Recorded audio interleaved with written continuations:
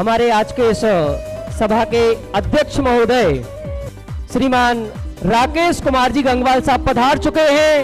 जोरदार तालियों के साथ हम उनका मंच पर स्वागत करते हैं। श्रीमान राकेश कुमार जी गंगवाल साहब हमारी आज की सभा के अध्यक्ष महोदय हैं। आदरणीय राकेश जी भाई साहब से निवेदन है आप मंच पर पधारें, आपके बिना ये मंच अधूरा है। आदरणीय राकेश जी भाई साहब मंच पर पधारें। साथ ही साथ मैं निवेदन करता हूं श्रीमान महेंद्र कुमार जी गंगवाल साहब, श्रीमान अनिल कुमार जी गंगवाल साहब, श्रीमान सुनील कुमार जी गंगवाल साहब, श्रीमान राहुल कुमार जी गंगवाल साहब, श्रीमान प्रेमचंद जी बजाज कोटा, श्रीमान प्रदीप जी चौधरी किशनगढ़, श्रीमान नरेंद्र कुमार जी बड़जात्या जयपुर, श्रीमान नरेश जी लोहाड़िया दिल्ली। साथ ही साथ हमारे प्रतिष्ठाचार्य महोदय, हमारे वरिष्ठ विद्वान बाल ब्रह्मचारी पंडित श्री अभिनंदन जी शास्त्री प्रतिष्ठाचार्य महोदय, आपसे निवेदन है आप मंच पर पधारें। साथ ही साथ जिस महाविद्यालय का श्रेयस दिग दिगांत में फैल रहा है उस महाविद्यालय के प्राचार्य महोदय डॉक्टर शांति कुमार जी पाटिल साहब से निवेदन है जोरदार तालियों के साथ हम आदरणीय शांति जी भाई साहब को मंचासीन करते हैं, मंच पर आमंत्रित करते हैं। इसके साथ साथ ही ऑनलाइन माध्यम से हमारे साथ श्रीमान अशोक जी पाटनी सिंगापुर जुड़ रहे हैं, श्रीमान संजय जी दीवान सूरत, श्रीमान अतुल जी खारा अमेरिका आप ऑनलाइन माध्यम से जुड़ रहे हैं। इसके साथ साथ ही ऑनलाइन माध्यम से हमारे इस ट्रस्ट के ट्रस्टी श्रीमान सुशील जी गोदिका, श्री रोशनी जी सेठी, श्री अनंत जी पाटनी, श्री विपिन जी शास्त्री, श्री अध्यात्म प्रकाश जी भारिल, बसंत भाई दोषी जी, अनंत भाई सेठ, हितेन भाई सेठ, अक्षय भाई दोषी, विपुल भाई मोटानी, महीपाल जी गायक और आदरणीय प्रदीप जी चौधरी साहब हमारे अतिथि ऑनलाइन माध्यम से जुड़ रहे हैं। इसके साथ साथ मंच पर मैं निवेदन करता हूं श्रीमान शुभम जी गंगवाल, श्रीमान यश जी गंगवाल, श्रीमान लकी जी गंगवाल, हमारा जो पूरा गंगवाल परिवार है आपसे निवेदन है आपको मंच पर आना है। आइए लकी भैया, यश भैया, शुभम भैया आपसे निवेदन है आप मंच पर विराजें। इसके साथ साथ ही मैं निवेदन करता हूं श्रीमान ज्ञानचंद जी झांझरी जयपुर से यदि पधार चुके हैं तो प्रथम पंक्ति में पधारें।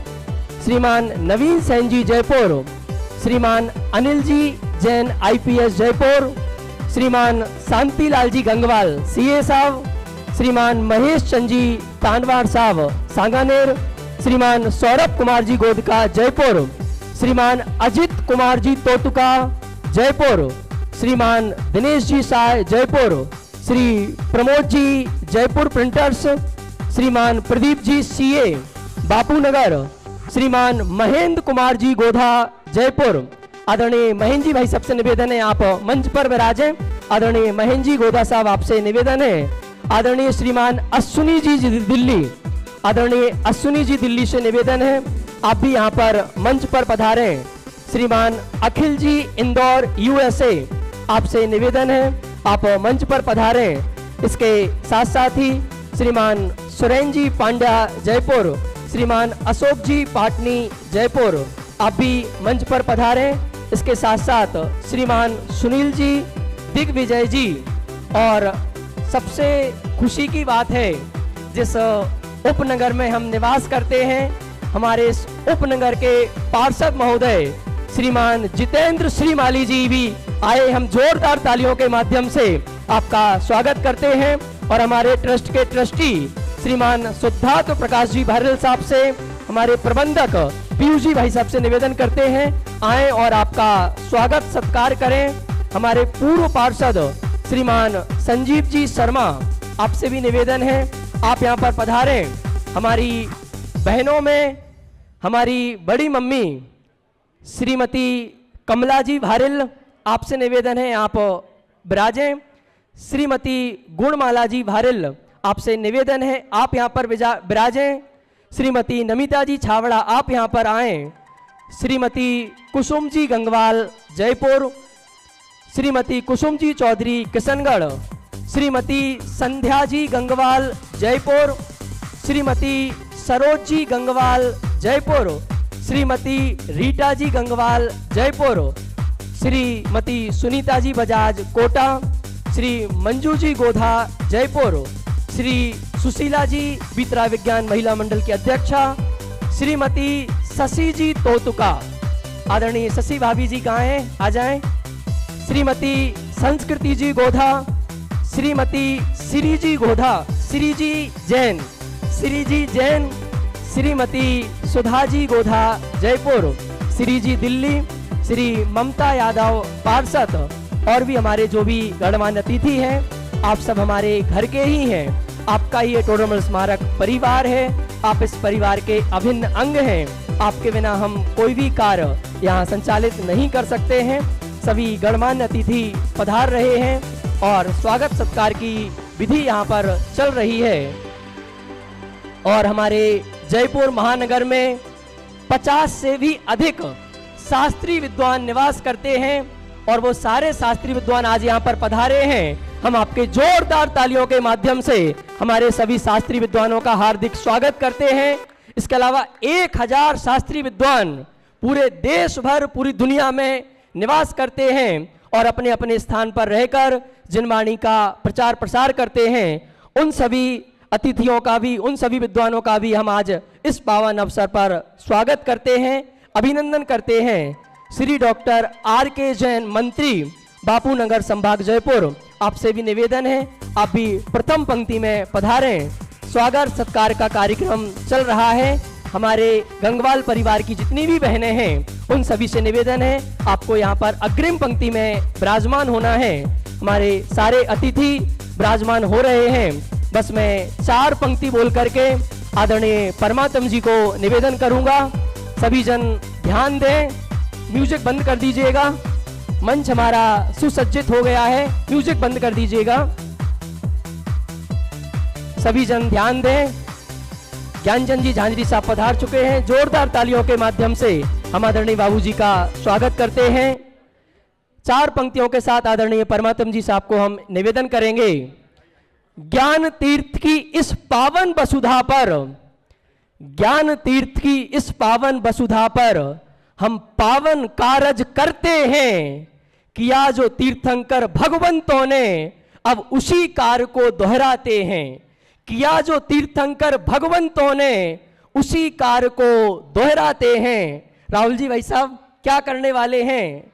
अरे मध्य लोक की जिस भूमि पर, क्या बोल रहा हूं, मध्य लोक की जिस भूमि पर भावी सिद्ध विचरते हैं, अब उसी भूमि में एक ईंट लगाकर हम अपना जीवन पावन करते हैं। हम अपना जीवन पावन करते हैं। हम अपना जीवन पावन करते हैं।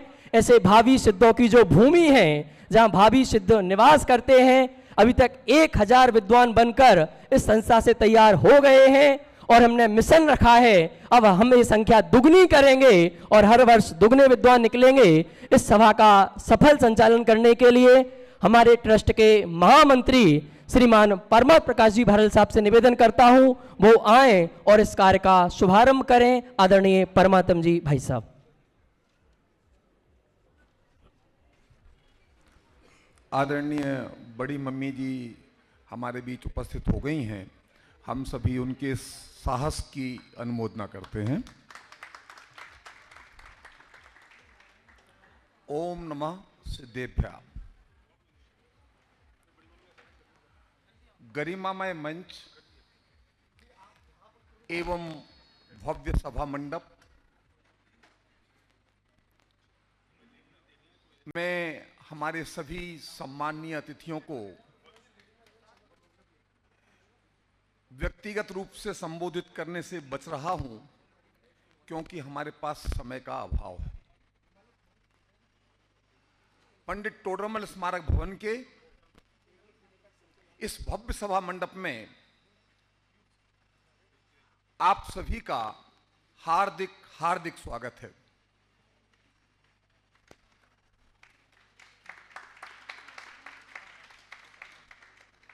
यह अत्यंत गौरव का विषय है कि आज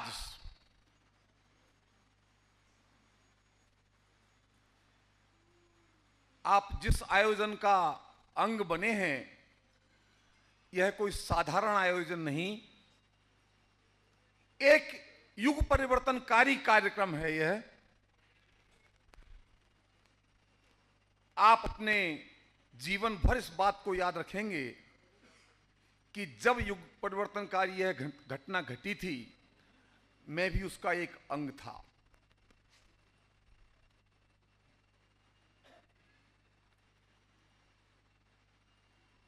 इससे पहले कि हम इस कार्यक्रम का भव्य शुभारंभ करें,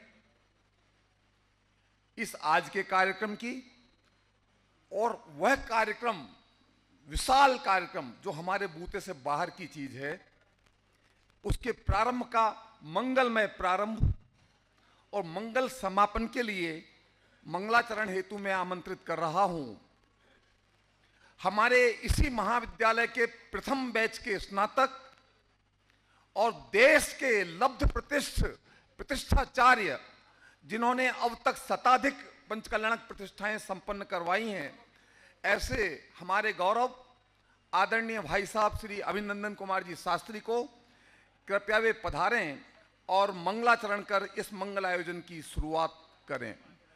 आदरणीय अभिनंदन कुमार जी शास्त्री।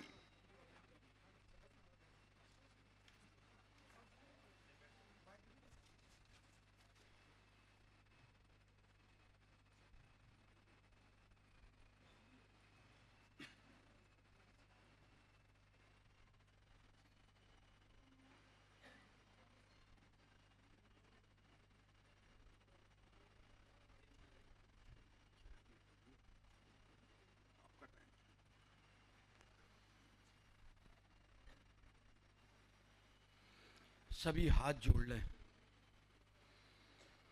जामे लोका लोकी के स्वभावो प्रतिभा से सब, जगी ज्ञान सकति विमल जैसी आरसी।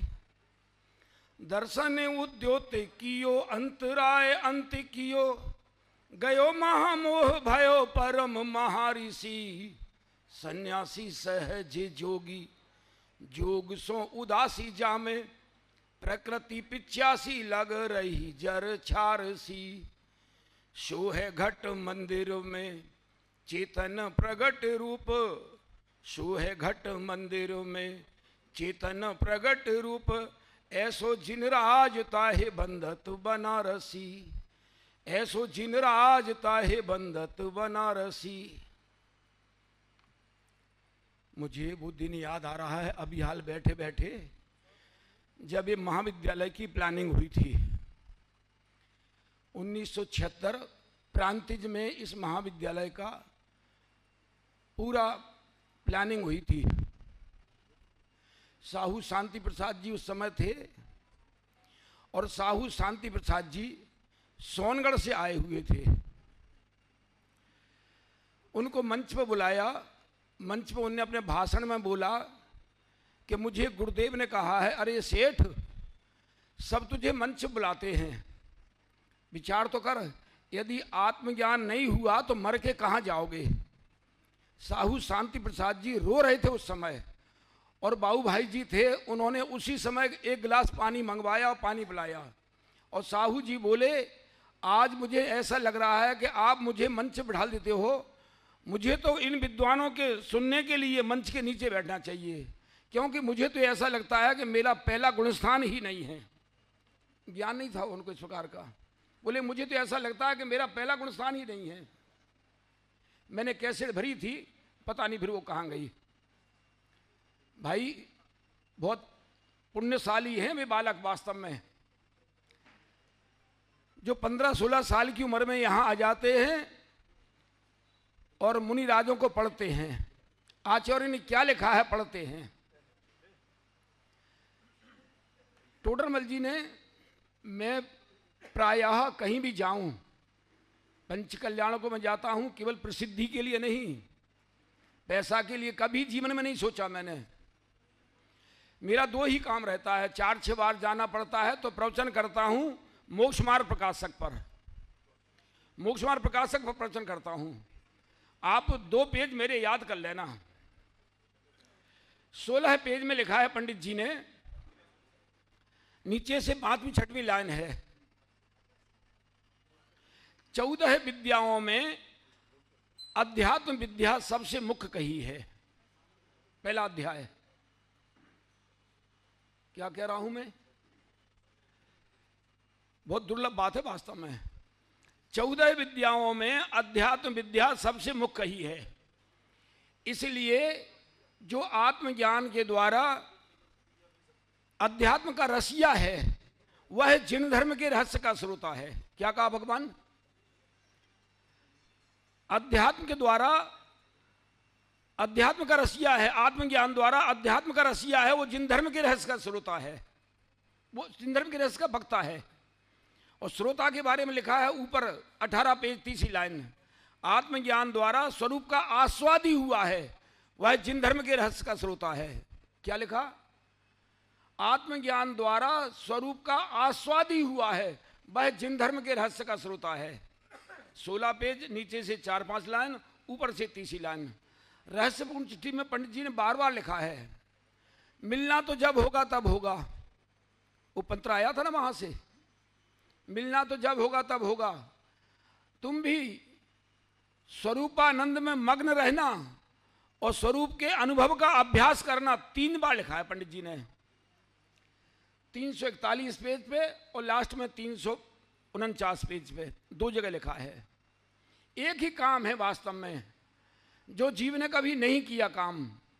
आत्मज्ञान कभी प्राप्त नहीं हुआ, इसलिए आत्मज्ञान की प्राप्ति करना है, स्वरूप का आस्वादी होना है, स्वरूप का रसिया होना है, बस एकमात्र, और कुछ नहीं। ये बाहर का ज्ञान जितना सूक्ष्म ज्ञान है, ये सब ज्ञान यही रह जाएगा। एक जरा सा स्क्रू ढीला हो जाता है, सब भूल जाते हैं। बोलो, अगले भव में दोबारा मनुष्य जन्म मिला, अगर छोटे से बालक होंगे 4-5 साल के, तो पढ़ाएंगे लिखाएंगे, ऐसा डंडा खींचो, ऐसा डंडा खींचो, ऐसा करो, ए बोलो ए, या गोल एक चूल्हा बनाओ, एक चूल्हा बनाओ, डंडा खींचो, बोलो आ। ये सारा बाहर का ज्ञान, कोई दम नहीं है इसमें। हमें जीवन मिला है केवल एकमात्र आत्मज्ञान करने के लिए। इसलिए भैया बहुत बारीकी से, टोटमल जी ने 292 पेज पर लिखा है, आत्मानुभूति सर्वोत्तम कार्य है। क्या कार्य है? आत्मानुभूति सर्वोत्तम कार्य है, सबसे महान कार्य है आत्मानुभूति। वो इस जीव ने नहीं की, इसलिए रखड़ रहा है। भाई जैसे भी हो, बहुत गंभीरता से मोक्ष मार्ग प्रकाश का बारीकी से स्वाध्याय करो। 260 पेज पर 5 बोल लिखे हैं, बहुत बढ़िया। कहाँ तक बताऊं? मैंने 4 मिनट लिए हैं भाई साहब से, परमात्मा जी से। मैंने कहा 4 मिनट बोलूंगा। कभी विचार करता है, ऊपर से 5वीं लाइन है, 260 पेज। कभी विचार करता है, कभी सुनता है, कभी पढ़ता है, कभी शास्त्राभ्यास करता है, कभी प्रश्नोत्तर करता है। ये 5 बातें हैं, बस इसमें ही दिमाग लगता है। फिर लिखा, अपना कार्य करने का इसको हर्ष बहुत है। क्या लिखा है? अपना कार्य करने का इसको हर्ष बहुत है, इसलिए कभी विचार करता है। 270 जगह लिखा है मोक्ष मार्ग प्रकाशक में, विचार तो कर। कितनी जगह? 270 जगह। 315 जगह लिखा है स्वरूप के बारे में विचार करो। स्वरूप शब्द 315 जगह आया है। भैया कभी स्वरूप की महिमा नहीं आई इस जीव के लिए। बोलो, वे गजकुमार मुनि जिनको उपसर्ग हुआ, सिगड़ी जल रही थी, केवल ज्ञान कहां से आया, कितनी महिमा आई होगी, कभी कल्पना तो करो। उधर सिगड़ी जल रही है, उधर आत्मज्ञान केवल ज्ञान की प्राप्ति हो रही, सिद्धालय में विराजमान हो रहे। किसकी महिमा आई? कभी इस जीव को आत्मा की महिमा नहीं आई और बाहर की महिमा आई। बस मैं तो यही कहूँगा टोडरमल जी के इन शब्दों को कि आत्मानुभूति सर्वोत्तम कार्य है। 292 पेज पे नीचे से 13वीं लाइन है, पढ़ना ध्यान से। जय जिनेन्द्र।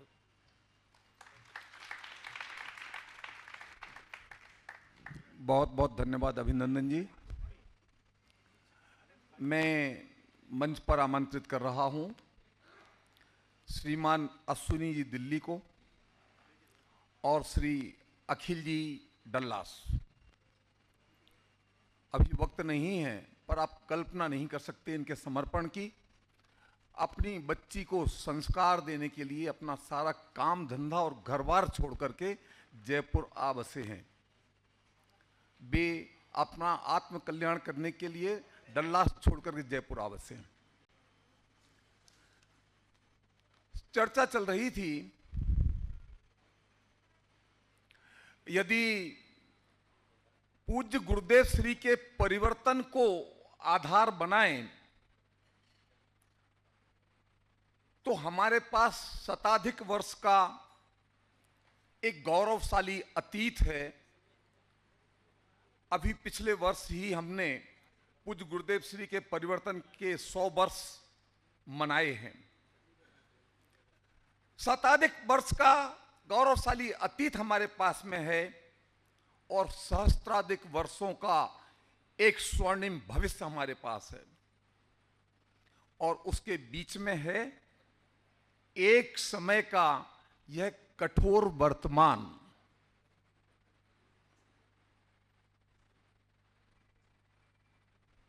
और हमारे हिस्से में वह कठोरता आई है।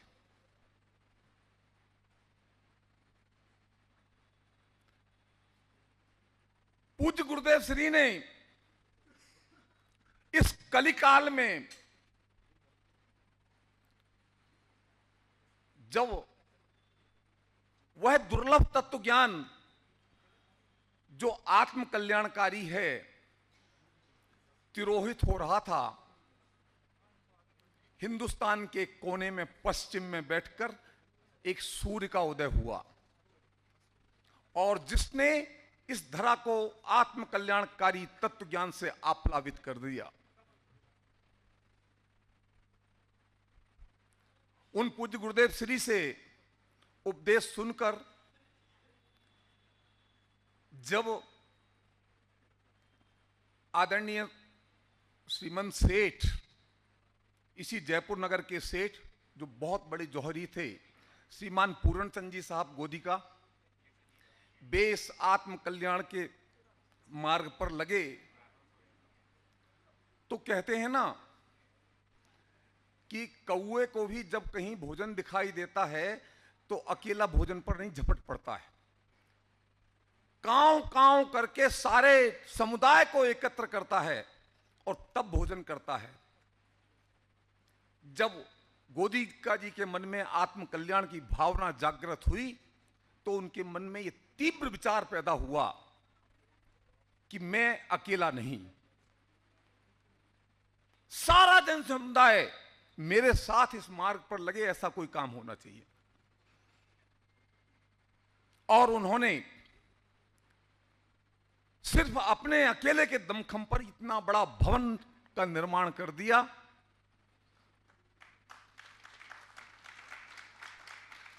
उनके मन में एक कल्पना हिलोर ले रही थी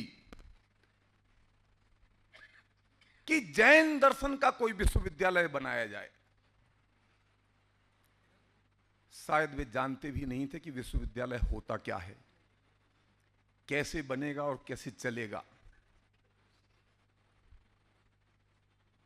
पर उनके दृढ़ संकल्प में कोई कमी नहीं थी। उधर मुरैना विद्यालय में अध्ययन कर निकले हुए 2 दुबले पतले से युवक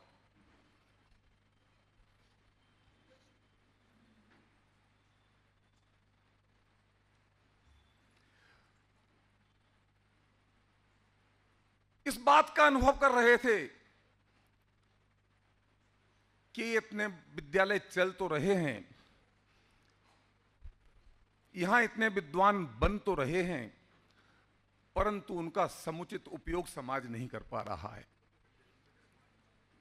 और कदाचित हालत ऐसी हो गई थी कि विद्यार्थियों के अभाव में विद्यालयों के बंद होने की नौबत आ रही थी। तो उन युवकों के मन में एक सपना आकार ले रहा था कि यदि उन्हें जीवन में कभी अवसर मिला तो वे ऐसा विद्यालय स्थापित करेंगे जहां पर विद्वानों के निर्माण की एक नई श्रृंखला प्रारंभ होगी और वे विद्वान समाज से अछूते नहीं रहेंगे, समाज उनसे अछूता नहीं रहेगा। समाज और वे साथ साथ मिलकर के इस तत्व ज्ञान की परंपरा को हजारों वर्ष तक आगे बढ़ाएंगे। कहते हैं ना कि खुरपी को टेढ़ा बेंत मिल जाता है। खुरपी को काम करने के लिए एक टेढ़े बेंत की जरूरत होती है। अगर वो हैंडल ना हो तो खुरपी कुछ नहीं कर सकती। पर खुरपी को टेढ़ा बेंत मिल ही जाता है। ये मणिकांचन योग हुआ। यहां गोदिका जी की भावना विश्वविद्यालय की स्थापना करने की और वहां उनका सपना ऐसा विद्यालय चलाने की, वे दोनों एक स्थान पर मिल गए और इस प्रकार आधारशिला पड़ी इस पंडित टोडरमल दिगंबर जैन सिद्धांत महाविद्यालय की। आसान नहीं था। जब विद्वत परंपरा देश में इतना कठिन समय का सामना कर रही थी तब अपने साथियों को इस बात के लिए सहमत करवा पाना बड़ा मुश्किल था कि हम एक विद्यालय खोलेंगे। लोग कहते थे जो हैं उन्हीं को तो विद्यार्थी नहीं मिल रहे हैं और जो विद्वान बन करके निकल रहे हैं उनका तो समाज में उपयोग नहीं हो रहा है। तुम नया विद्यालय प्रारंभ करके क्या कर लोगे?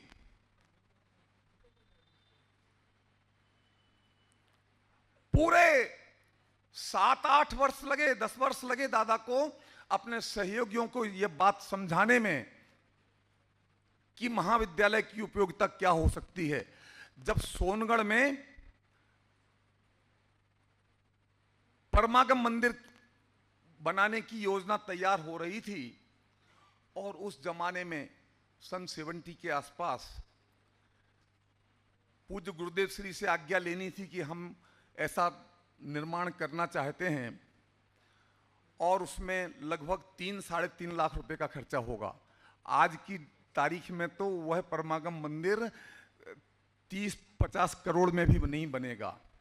3.5 लाख में उस समय दादा ने प्रस्ताव रखा कि अगर ये 3.5 लाख मुझे दे दिए जाएं तो यहां तो आप पत्थर पर परमागम उत्कीर्ण करने की योजना बना रहे हैं, मैं जीते जागते भगवानों के मस्तिष्क पर परमागम उत्कीर्ण कर दूंगा।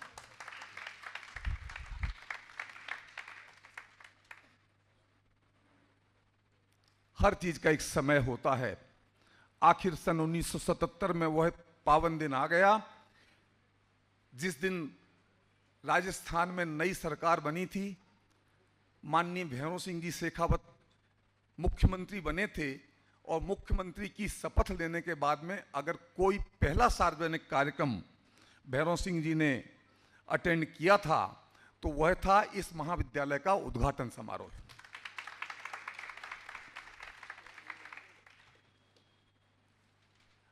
दादा का जो आत्मविश्वास था उसके पीछे का कारण था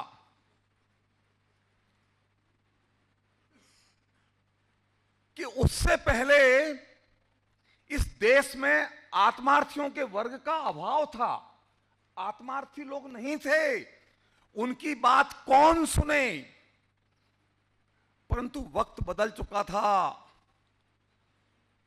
पूज्य गुरुदेव श्री ने संपूर्ण देश भर में आत्मार्थियों का एक बड़ा वर्ग खड़ा कर दिया था जिसमें ज्ञान की पिपासा थी,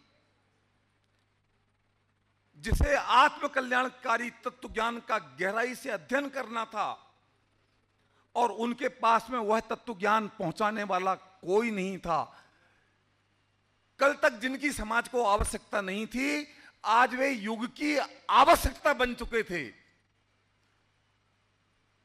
दादा ने वक्त को पहचाना, योग्य समय पर उसका बीजारोपण किया तो उसका ये प्रतिफल आपके सामने आज मौजूद है।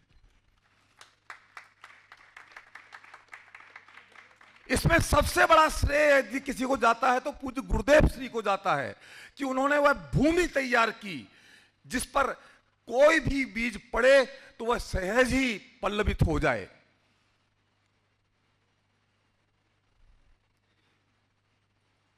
एक दिन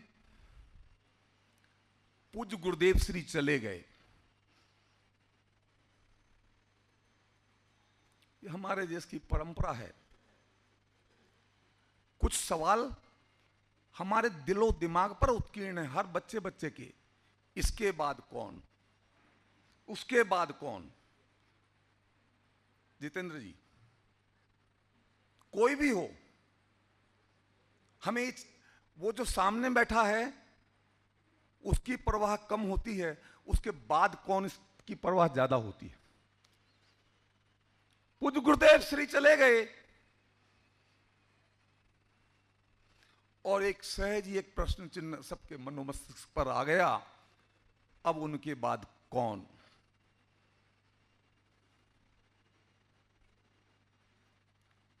यथार्थ यह है कि पूज्य गुरुदेव श्री के सामने कोई दूसरा उनका शतांश भी नहीं था, 100वां हिस्सा भी कोई व्यक्ति नहीं था। जो काम अकेले पूज्य गुरुदेव श्री ने कर दिया, इस शुष्क भूमि पर अध्यात्म का बीज बोकर और उसे पल्लवित करके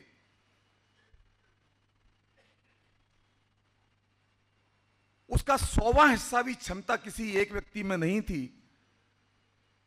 परंतु कोई दुष्प्रभाव हमारे सामने नहीं आया कि कोई उनका शतांश तो नहीं था, पर ऐसे 100 लोगों की टीम हमारे पास मौजूद थी। कोई एक आदमी वो काम भले ना कर सकता हो, पर 100 लोग थे ना।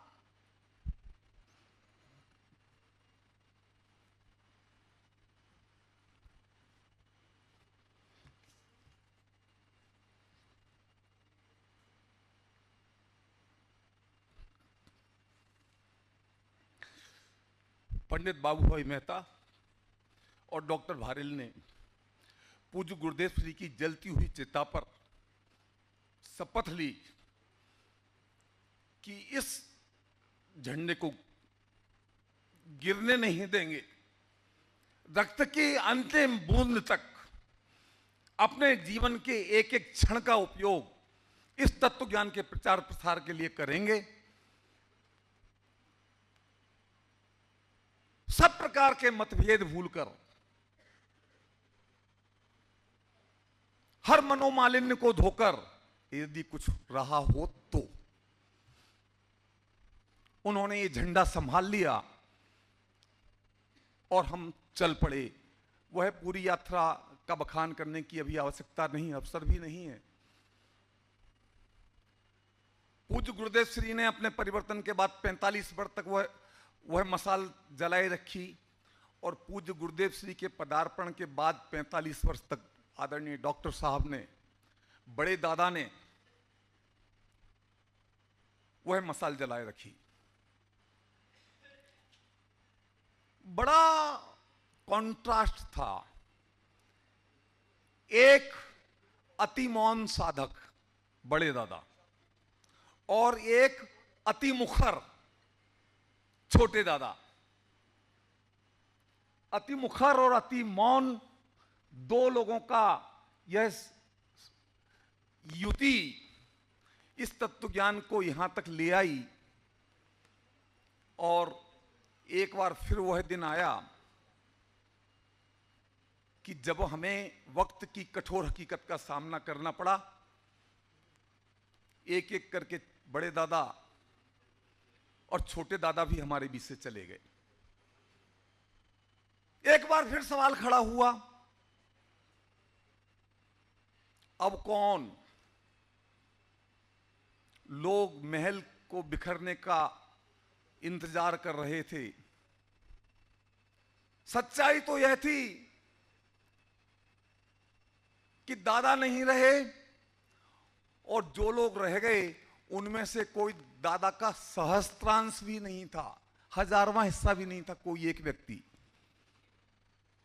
पर कोई एक व्यक्ति भले 1000वां हिस्सा ना रहा हो, पर 1000 तो थे ना। अब तक 1000 लोग तैयार हो चुके थे।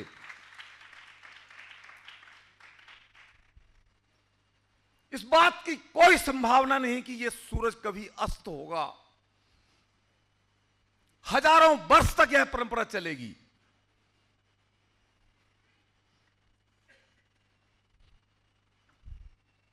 ये जो प्रक्रिया हम आज शुरू करने जा रहे हैं, ये सब कुछ ओवरनाइट नहीं हो गया। लगभग 1 वर्ष से हम लोग इसकी प्रसव पीड़ा भोग रहे हैं।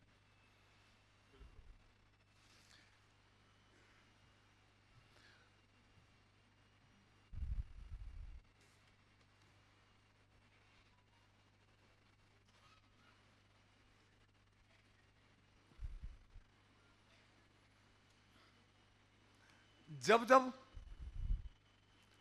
किसी भी व्यक्ति से हमने इसकी चर्चा की कि हम एक ये ऐसा काम करने जा रहे हैं, तो आश्चर्यजनक रूप से भाई साहब सामने से सिर्फ एक ही प्रकार की प्रतिक्रिया आई। विपिन जी, एक ही प्रतिक्रिया आई।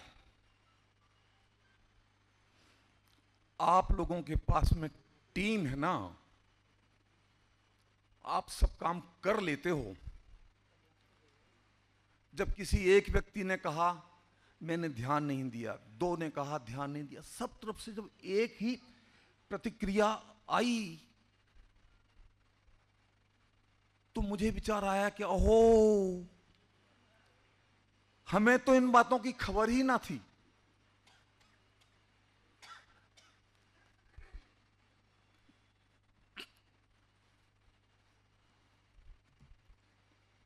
हमें तो पता ही नहीं था कि हमारा वैभव क्या है। मैंने नजर दौड़ाई, हमारे पास एक से एक नमूने। हंसी नहीं आई ना। मैंने सोचा ये माहौल बहुत बोझिल होता जा रहा है, थोड़ा हल्का कर दूं, परंतु मैं सफल हुआ। जो माहौल मैंने बनाया आप उसमय हो गए।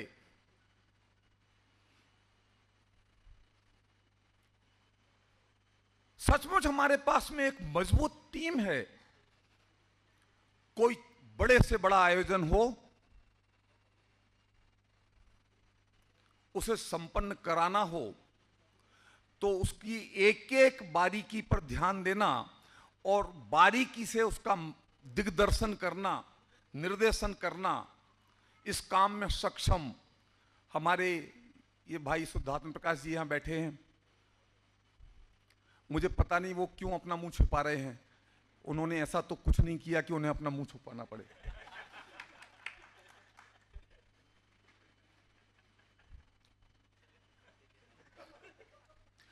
उस सूक्ष्म योजना को बारीकी से क्रियान्वित करने के लिए हमारे पीयूष जी शास्त्री के नेतृत्व में एक विशाल टीम है। दरअसल तो मैं जिसके नाम का उल्लेख ना करूं, आज इस मौके पर जब हम भूत के और भविष्य के इस जंक्शन पर खड़े हैं तो उसके प्रति सचमुच अन्याय होगा, परंतु फिर समय की भी एक सीमा है। एक मजबूत टीम है।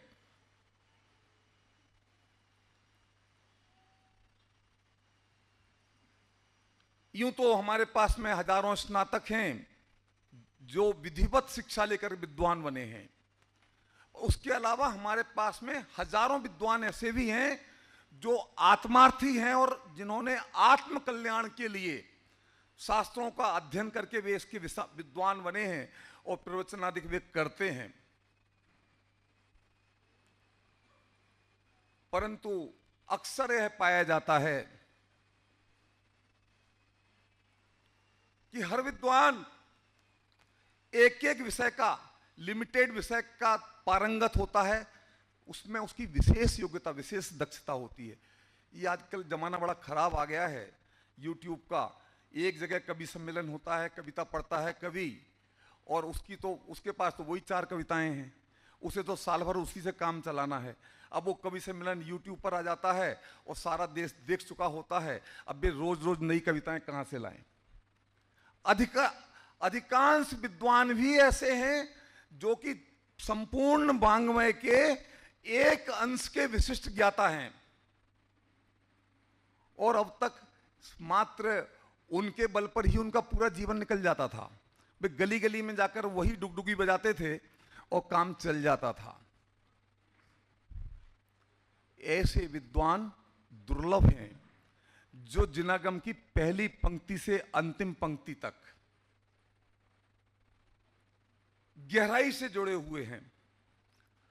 हमारी झोली में ऐसे विद्वान भी हैं। शांति कुमार जी पाटिल यहां बैठे।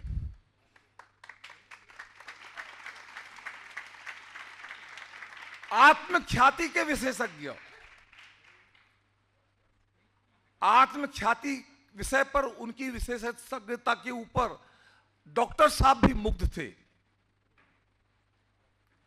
जिनवाणी के अपने किसी अंश को कहीं से लेकर वो 1 घंटे उस पर लच्छेदार भाषण कर देना एक बात है, पर जिनवाणी की एक एक पंक्ति और उसके एक एक अक्षर का गहराई से अर्थ करना साधारण काम नहीं है।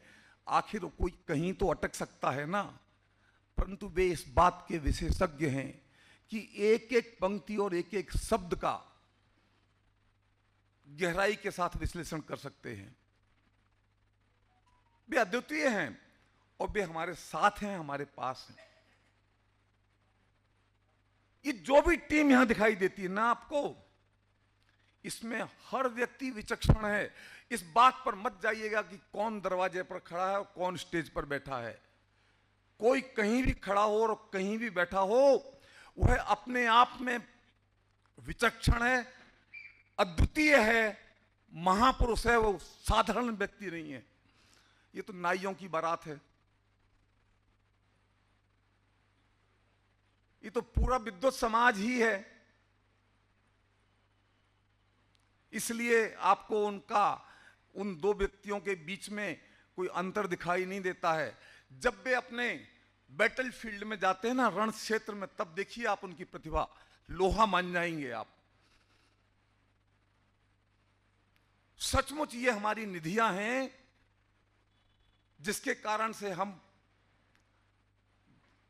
मैं हमेशा कह देता हूं, आज भी दोबारा दोहरा देता हूं कि जब मैं कहूं कि हमने ऐसा किया, हम ऐसा कर रहे हैं, हम ऐसा करेंगे, उसका मतलब परमात्मा प्रकाश कतई नहीं है।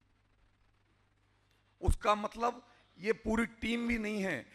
हमारे भूतकाल के हमारे कर्णधार, वर्तमान के हमारे सहयोगी और भविष्य के हमारे होनहार, वे सभी लोग इसमें शामिल हैं।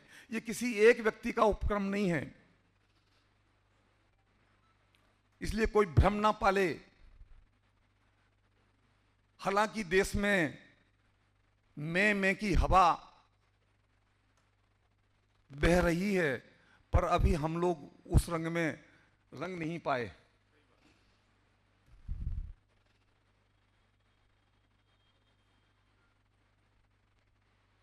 हम अपनी इस निधि के बलबूते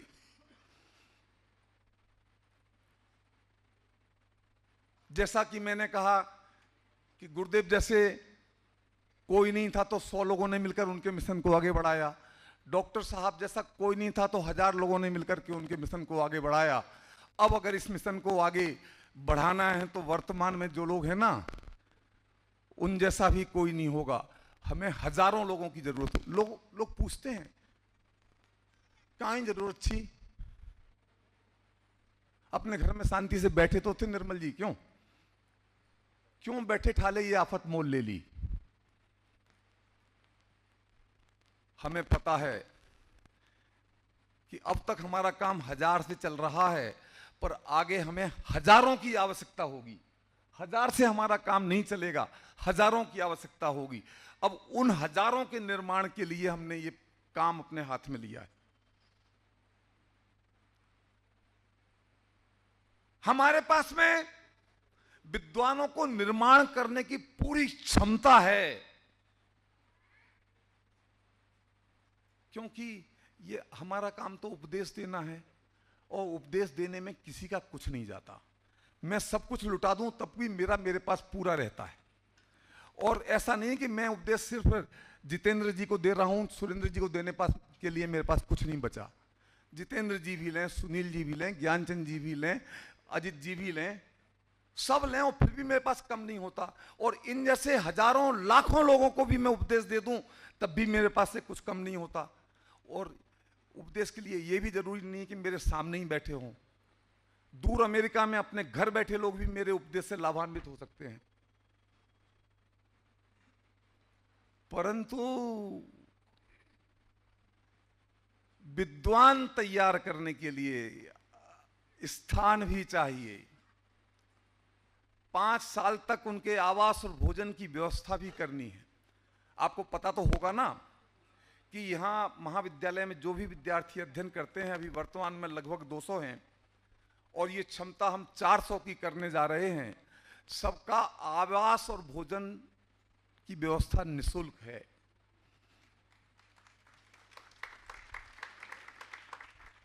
अब हम अपनी क्षमता बढ़ाने जा रहे हैं कि हम 200 की जगह 400 लोगों को रख सकें, तो उनके लिए बड़ा भवन भी चाहिए। और भवन तो एक बार आप जोर लगा करके बना देंगे, परंतु वो एक दिन का काम है भवन बनाना। एक दिन मतलब 2 साल। पर उस विद्यालय को चलाना एक अनंत कमिटमेंट है, और हम सब लोग कमर कस के उसके लिए तैयार हैं। इस भवन के पीछे जो भवन है वर्तमान में मंगल धाम, ये टोडरमल स्मारक का पूरा भवन तो आदरणीय दासजी ने, पूर्णचंद जी साहब गोदिका ने स्वयं अकेले अपने आप बनाया ही। ये पीछे का जो प्लॉट था वह भी उनकी बेटी श्रीमती रोशनी जी सेठी, जो वर्तमान में न्यूयॉर्क में हैं, उनका था। और जब उन्होंने देखा कि इस भवन का इतना बढ़िया सदुपयोग हो रहा है, तो उन्होंने अपना ये प्लॉट इस ट्रस्ट को समर्पित कर दिया। जहां जहां जब जैसी आवश्यकता पड़ती गई, एक एक ईंट जुड़ती गई, और वह भवन बनकर के तैयार हो गया। और उसके सहारे आज तक हम अपने 200 विद्यार्थियों को लेकर चले आए। परंतु वक्त के साथ साथ वह भवन भी जर्जर हो गया। और दूसरी बात, पहले हमें जितनी परमिशन थी बनाने की, उसके अनुसार 32,000 स्क्वायर फीट का बांध काम वहां पर किया हुआ है। अब जितेंद्र जी की मेहरबानी से, ये इस इलाके के माननीय पार्षद हैं, बहुत उत्साही हैं, हमारे प्रति उनकी बड़ी सद्भावनाएं हैं, और हमारे एक छोटे से आमंत्रण पर वे सदा हमारे साथ खड़े रहते हैं। अभी अपना एक प्रस्ताव जो चल रहा है, ये जो चौराहा है पास वाला, उसका नाम पंडित टोडरमल जी के नाम पर करने का, उसमें भी आपका बहुत बड़ा योगदान है। विधानसभा चुनाव आ गए, आचार संहिता लग गई, उसके बाद लोकसभा चुनाव आ गए, आचार संहिता लग गई, वह काम रुक गया। और भाई साहब ने हमें आश्वस्त किया है कि बस ये आचार संहिता पूरी होने दो और ये काम हो जाएगा। हम शीघ्र ही आपको एक बहुत शुभ समाचार एक बार फिर देंगे। तो वक्त ने करवट ली और हमें इससे दुगुना भवन बनाने की परमिशन मिल गई। अब तक जो भवन 32,000 स्क्वायर फीट का है, अब हम उस पर नया भवन निर्माण करेंगे, उसमें हमें 66,000 स्क्वायर फीट जगह मिलेगी।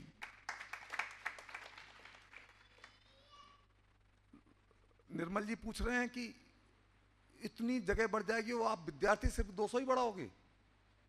इसमें तो बहुत, अरे भाई विद्यार्थी बढ़ेंगे ना तो फिर उनकी क्लासेस भी बढ़ेंगी, क्लासरूम भी चाहिए, उन्हें पढ़ाने के लिए फैकल्टी भी चाहिए, फैकल्टी को रहने के लिए आवास भी चाहिए, पुस्तकालय भी चाहिए, ऑडिटोरियम भी चाहिए, और उन्हें निरखने परखने और उनका लाभ लेने के लिए आप जैसे मेहमान भी तो हमारे पास आएंगे, उनके लिए भी तो व्यवस्था चाहिए।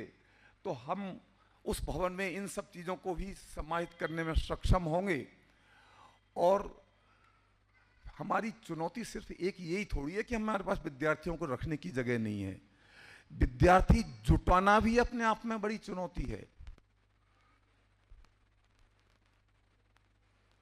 आसान नहीं है। हमारे सहयोगी लोग गांव-गांव में एक एक संस्था में जाते हैं और वहां पर शादी के लिए कोई किसी को ऐसा आमंत्रण नहीं देता जैसे हम यहां पर बच्चों को आने के लिए आमंत्रण देते हैं। तो उन विद्यार्थियों को जुटाना भी एक काम है। इन सारी चुनौतियों का हमें सामना करना है, परंतु एक बात निश्चित है कि हम इस झंडे को हजारों साल तक आगे ले जाएंगे। पहले जब भवन का निर्माण हुआ था, उस भवन के निर्माण के साथ साथ एक भाई हमारे बीच बैठे हैं, अजीत जी कहां हैं? जब भवन बनने की शुरुआत हुई और इनकी ट्रेनिंग की शुरुआत हुई, अजीत बंसल, ये भवन उनके हाथ से बना है। कहते हैं ना, सीखे बेटा नाई का। ये भवन उन्होंने बनाया था।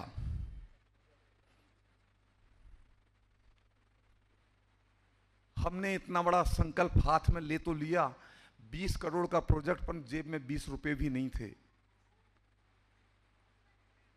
परंतु ये हमारा सौभाग्य है, पूज्य गुरुदेव श्री का प्रभावना उदय ऐसा है कि कभी कोई चीज की कमी नहीं पड़ती। इस महाविद्यालय पर जब जब भी संकट के बादल आए, अस्तित्व को बनाए रखने का संकट खड़ा हुआ, तो कुछ लोग ऐसे थे जो सदा हमारे पीछे खड़े रहे। आदरणीय प्रदीप जी चौधरी, जो कल रात को ही उनको छाती में दर्द हुआ, अभी अस्पताल में है, नहीं तो भी हमारे बीच यहाँ होते। मैं याद करना चाहता हूँ श्री बालचंद जी साहब पाटनी कलकत्ता वालों, जब जब भी हमारे ऊपर कोई संकट आया तो वे एक पीठ बल की तरह हमारे पीछे खड़े रहे। और ये भवन नया बनाने का विचार भी कोई नया नहीं है, पहली दफा नहीं आया है, हमारे मन में नहीं था। परंतु एक समय ये राहुल जी बैठे हैं, तब इनको कोई जानता भी नहीं था, पहचानता भी नहीं था। ये हमारे पास ही प्रस्ताव लेकर के आए थे कि मैं यहां पर बड़ा भवन बनाना चाहता हूं ताकि अधिक बच्चों को, ये बहुत पुरानी बात है, 12-15 साल हो गए होंगे कम से कम। मैं जब जयपुर आया, मैं बंबई रहा करता था, तो ये बात सुनने को मिली, एक भाई आए थे और ऐसा प्रस्ताव दे रहे थे।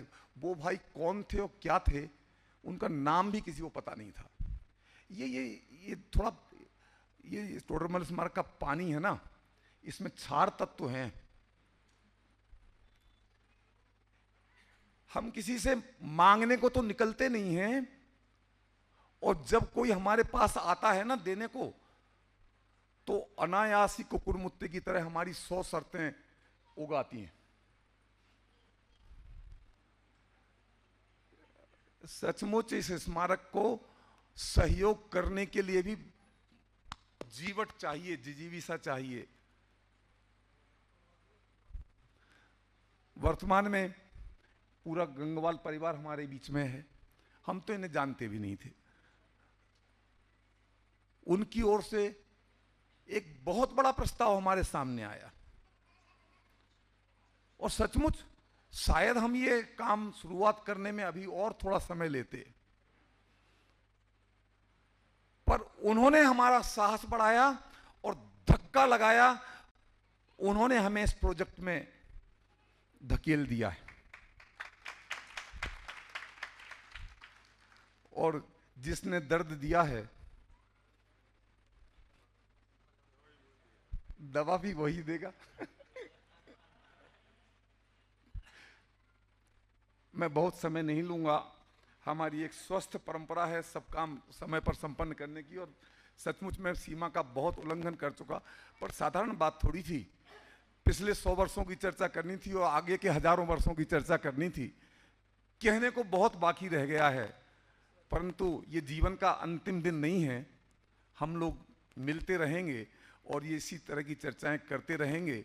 आप सभी ने बड़े धैर्य के साथ में मेरी इस बात को सुना, आप सबका बहुत बहुत धन्यवाद। और अब मैं आमंत्रित कर रहा हूं। हालांकि महाविद्यालय से आप कोई अपरिचित नहीं हैं, फिर भी जिस दिन जिसकी शादी हो उस दिन उसके गीत तो गाने ही पड़ते हैं। ये महाविद्यालय क्या है उसका परिचय प्रस्तुत करता हुआ एक संक्षिप्त सा वीडियो आपके समक्ष प्रस्तुत किया जा रहा है।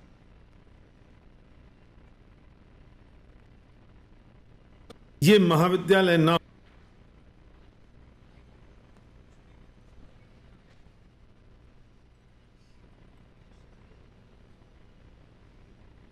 ये महाविद्यालय ना होता तो क्या होता। झड़ते जा रहे हैं इस बट वृक्ष के सारे पत्ते और हम यूं ही अनाज से बिन विद्वान रह जाते। सोचो अगर ये महाविद्यालय ना होता तो क्या होता। आज जो ये दूर तलक चमचमाती पंडितों की दीपमाला दिखाई देती है, ये ज्ञान श्रृंखला दिखाई देती है ना, अगर ये ना होती तो क्या होता। ये महाविद्यालय ना होता तो क्या होता। सिरह उठता हूं मैं, कप कपा जाता हूं मैं, रोम रोम खड़ा हो जाता है मेरा, नींद और चैन उड़ जाता है मेरा। अगर ये महाविद्यालय ना होता तो क्या होता। जनाब अगर ये महाविद्यालय ना होता तो कैसे ज्ञानवान चरित्रवान पंडितों की फौज होती। कौन नन्हे नन्हे बच्चों को पंडित जी कह के नमता, कौन इस कुनबे को आगे बढ़ाता, कौन इन प्यासों को अमृत पिलाता और कौन लक्ष्मी से ज्यादा सरस्वती का सम्मान करता। बताओ मुझे हम किसके सामने हुंकार भरते। पंडित से अलविदा कुछ नहीं है, इससे महान कुछ भी तो नहीं है, तुमसे बड़ा कोई भी तो नहीं है।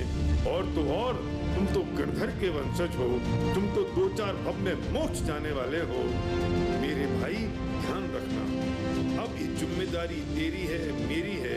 इस धारा में तनिक गलती ना हो जाए, इस जहाज की दिशा एक सूत ना मुड़ जाए, वरना पता चलेगा 50 साल बाद मेरे पंडित जी कहाँ खो गए।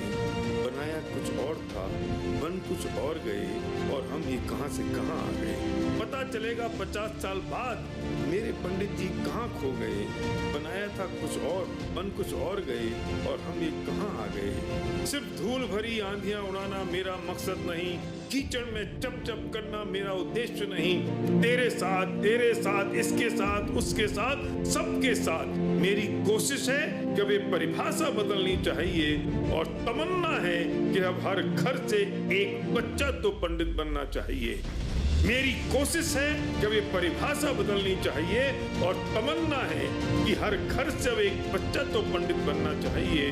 जाओ चुनौतियों से कह दो संभल लें जरा, जाओ चुनौतियों से कह दो संभल लें जरा, बवंडरों से कह दो थम जाएं जरा, समुंदर से कह दो इठला ले जरा, आसमां से कह दो उठ जाए जरा, जमी से कह दो स्वागत में बिछ जाए जरा, चाहे जिससे कह दो बरखुरदार फिर गिला शिकवा ना करना, क्योंकि अब घर घर में आत्मा की बात गूंजेगी, तत्व ज्ञान की सर्जिकल स्ट्राइक होगी और हमने मिलकर सिर्फ 2 काम का शंखनाद किया है और हमने मिलकर सिर्फ 2 काम का शंखनाद किया है। आत्मानुभूति और तत्व विचार, आत्मानुभूति और तत्व विचार, आत्मानुभूति और तत्व विचार, आत्मानुभूति और तत्व विचार, आत्मानुभूति और तत्व विचार।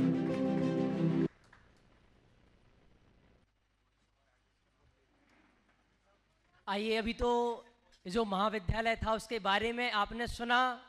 अब ये महाविद्यालय कैसा बनने वाला है, इसकी बिल्डिंग कैसी होने वाली है, उसका वॉक थ्रू हम यहाँ से देखेंगे, वो भी इसके बाद यहाँ से प्ले किया जाए।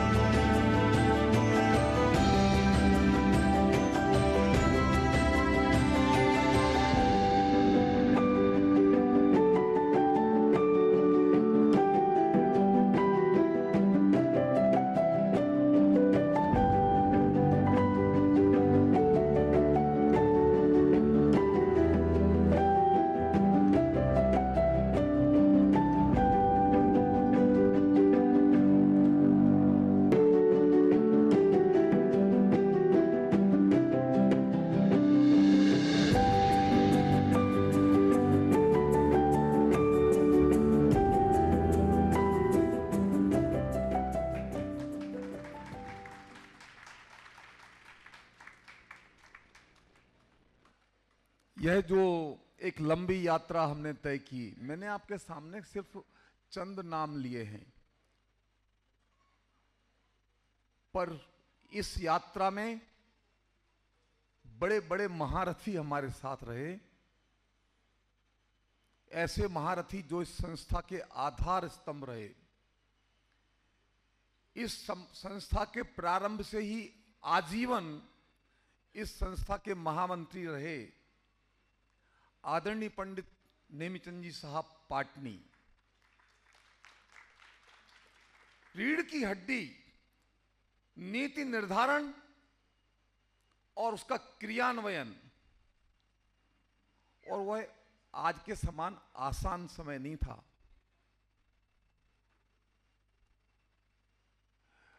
कम से कम संसाधनों में अधिक से अधिक फल कैसे प्राप्त करना, यह कला अगर कोई सीखनी हो तो एक ही व्यक्ति गुरु हो सकता है, आदरणीय श्री नेमीचंद जी साहब पाटनी।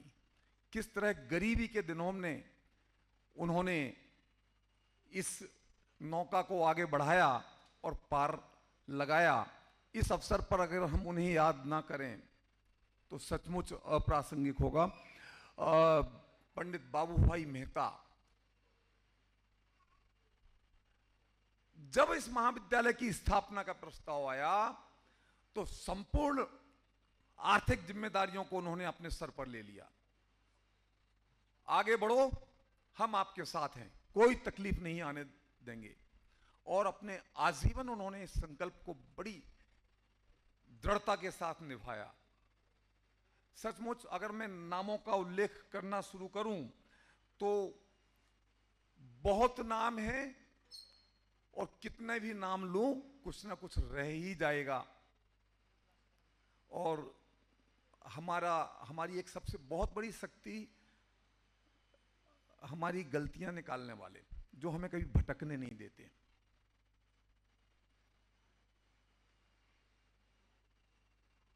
आदरणीय ब्रह्मचारी यशपाल जी, अन्ना जी,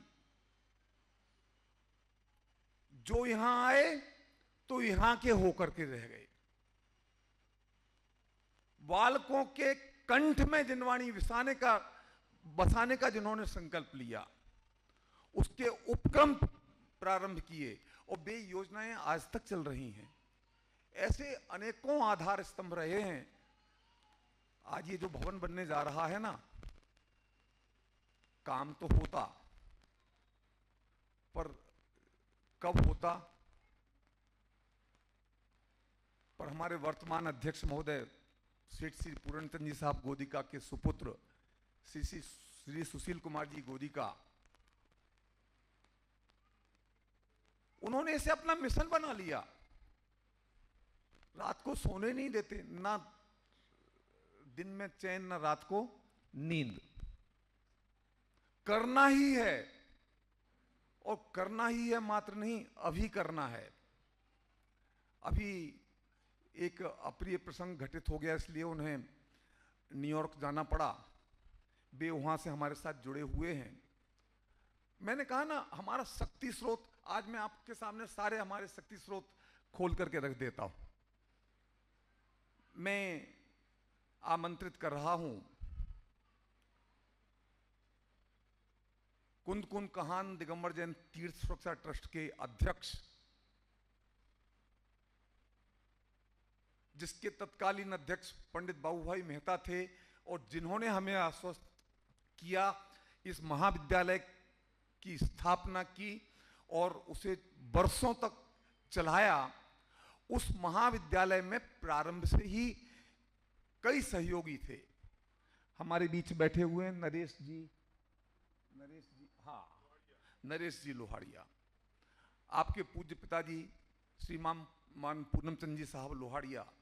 जिस दिन से महाविद्यालय की स्थापना हुई, उन्होंने एक अमुक छात्रों की जिम्मेदारी अपने सर पर ले ली।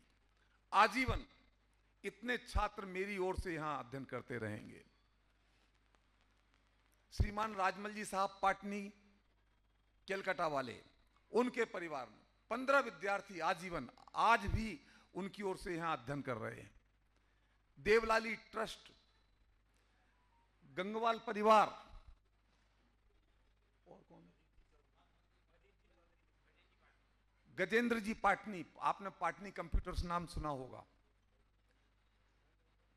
उनके गजेंद्र पाटनी जो कि श्री नेमीचंद जी पाटनी के भतीजे और सौभाग्यमल जी साहब पाटनी के बेटे थे, उनकी ओर से 15 विद्यार्थी। लोग जुड़ते गए और कारवां बढ़ता गया। इन सबके सहयोग से यह महाविद्यालय आज तक चला आ रहा है। आज भी जो 200 विद्यार्थी इसमें अध्ययनरत हैं और कल को 400 विद्यार्थी इसमें हो जाएंगे, इनमें 75 विद्यार्थियों का योगदान कुंद कुंद कहान तीर्थ सुरक्षा ट्रस्ट की ओर से हमें मिल रहा है। उस ट्रस्ट के अध्यक्ष श्रीमान वसंत भाई पाटनी, वसंत भाई दोषी पाटनी जी जो है, इस प्रांगण में, इस संस्था में, इस तरह से जहां भी कोई योग्य आदमी दिखाई देता है, अनायास मुंह से पाटनी शब्द निकल आता है। तो जब वसंत भाई ने ये समाचार सुना, बहुत प्रसन्न हुए। हमारे अनुरोध पर वे हमारे साथ जुड़े हुए हैं और मैं उनसे निवेदन कर रहा हूं, अपने आशीर्वचन प्रदान कर हमें अनुग्रहित करें।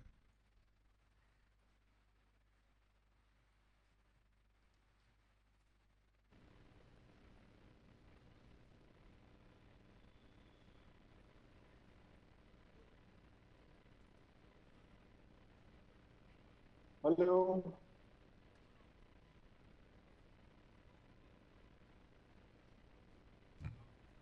जी भाई साहब, आ रही है आपकी आवाज, बोलिए।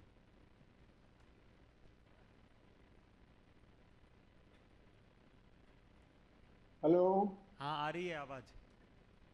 हाँ, जय जिनेन्द्र सबको। आज एक नया प्रसंग है, नया साहस है, जिसकी शुरुआत आप कर रहे हैं। बहुत बहुत हार्दिक अभिनंदन। बहुत बहुत धन्यवाद वसंत भाई। और अब मैं आमंत्रित कर रहा हूं दिल्ली से हमारे साथ जुड़े हुए श्रीपाद अजित प्रसाद जी जैन। वे भी यहाँ हमारे बीच में उपस्थित होने वाले थे, पर आजकल कब क्या हो जाए कोई कह नहीं सकता। अनिवार्य कारणवश वे आज हमारे बीच उपस्थित हो नहीं सके। यदि मैं कहूँ एक अपेक्षा से, तो वे जैन समाज के, मुमुक्षु समाज के सबसे बड़े नेता हैं आज। हालांकि वे नेतागिरी दिखाते नहीं हैं। वे मुमुक्षु समाज की 3 सबसे बड़ी संस्थाओं के अध्यक्ष हैं। ढाई दीप जिनायतन इंदौर, तीर्थधाम मंगलायतन और चिदायतन हस्तिनापुर। इसके अलावा वे स्वयं दिल्ली में, नोएडा में एक बहुत बड़ी संस्था का निर्माण कर रहे हैं अभी, ब्राह्मी सुंदरी। इस प्रकार तत्व की प्रभावना में उनका बहुत बड़ा पीठ बल हमारे पास है। वे सामने नहीं आते, परंतु पीछे से उनका महत्वपूर्ण सहयोग हमें बना रहता है। मैं आपसे निवेदन करता हूं, कृपया अपने आशीर्वचन से हमें अनुग्रहित करें।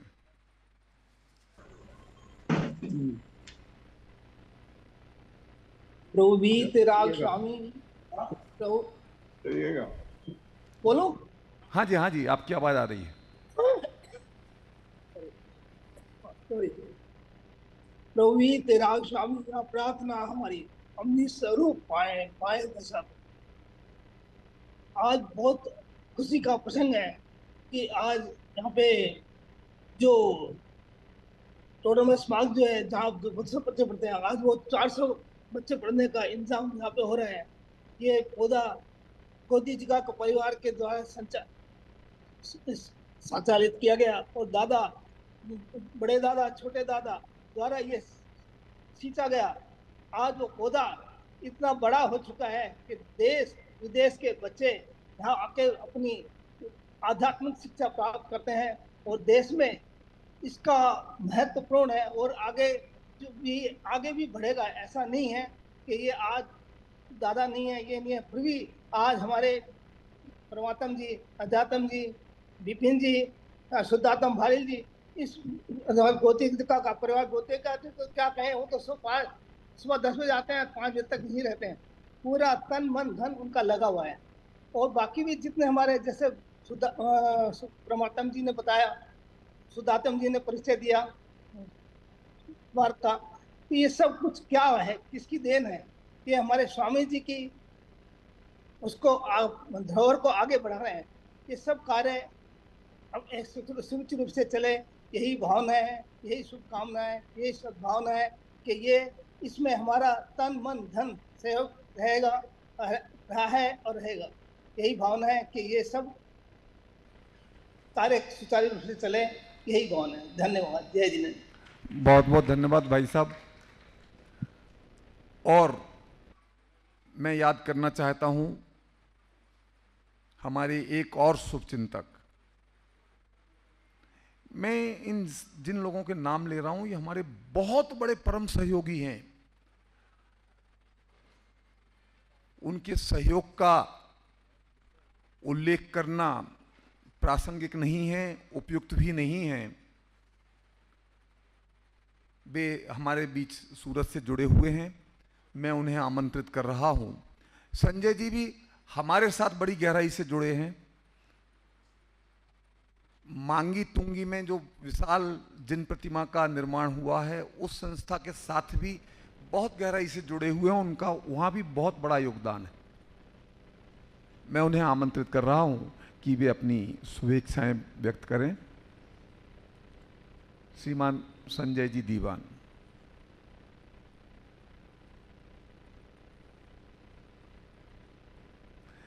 ये जो गंगवाल परिवार हमारे साथ जुड़ा है, सभी को जय जिनेंद्र, सभी को जय जिनेंद्र, सभी को प्रणाम करता हूं।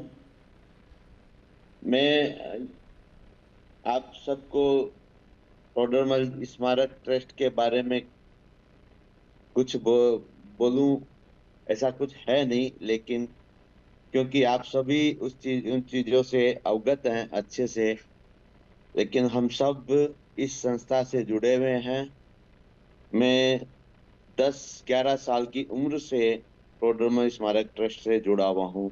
मैं राजकुमार जी गुना वालों से 10-11 साल की उम्र में, अभी उन्होंने बताया कि मैं 1980-81 में जयपुर रहता था, तो मैंने बोला 1980-81 में तो मैं 10-11 साल की उम्र का था। तब से मैं टोडरमल स्मारक से जुड़ा हुआ हूँ। मैंने दादा के जो बुक है उसके अंदर भी इस बारे में लिखा था, और इस संस्था से हम जुड़े हुए हैं तो ये समझ लीजिए हम अपने ज्ञान से भी जुड़े हुए हैं। और मैं ये समझता हूँ इस यूनिवर्स में इससे उत्कृष्ट कार्य नहीं है जिससे मैं, हमारे पास अगर कोई चीज है और हम उसमें योगदान नहीं दें, इस कार्य को हम समझते हैं, अच्छे से समझते हैं, इसलिए हमारी नज़र में तो ये सबसे उत्कृष्ट कार्य है। और मैं ये समझता हूँ आप सभी मैं भी आप सभी के साथ में जैसा आप सोचते हैं वैसा ही मैं सोचता हूँ।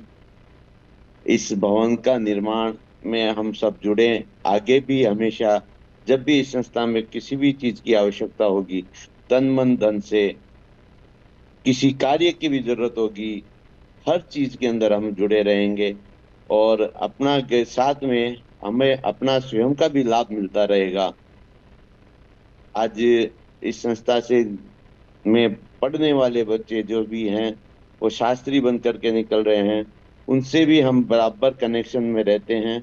कोई भी चीज पूछनी होती है उनसे पूछते हैं, वो हमें बहुत अच्छा मार्गदर्शन करते हैं।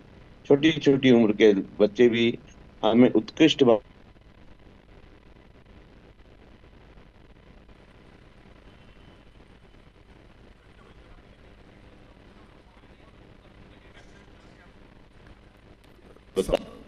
ये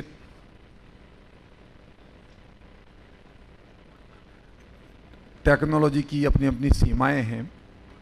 अब मैं आमंत्रित कर रहा हूं श्रीमान नरेश जी लोहाड़िया को, जो कि कुन कुन कहान तीर्थ सुरक्षा ट्रस्ट के ट्रस्टी भी हैं और इस महाविद्यालय के प्रारंभ से ही बहुत बड़े सहयोगी हैं।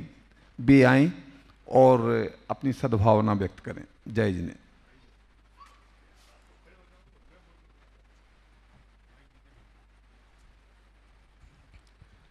ओम नमः सिद्धेभ्य। सभी को सादर जय जिनेन्द्र, शुद्धात्म वंदन। जब से ये कार्य सुना मैंने तो शुद्धात्म भैया का कल फ़ोन आया था, तो पहले से ही थोड़ा सा ज्ञान में था कि ये सब चीज़ें जो आज के वर्तमान को युग को देखते हुए और भविष्य को भी ध्यान में रखते हुए जो भी अवस्थाएं आएंगी और अपने वर्तमान पीढ़ी जो विद्यालय में अध्ययनरत रहेंगी उनकी वर्तमान की सब आवश्यकताओं को देखते हुए भविष्य को ध्यान में रखते हुए ये सब करना योग्य बनता है, क्योंकि हमारे को आज की आधुनिकता को देखते हुए भी और वर्तमान में भी जीना है और भविष्य को भी ध्यान में रख के जीना है। तो वो सब इन सब कार्यों के लिए मेरे परिवार की, अजमेर ट्रस्ट की, दिल्ली ट्रस्ट की, सबकी ओर से बहुत बहुत हार्दिक अनुमोदना। जय जिनेन्द्र।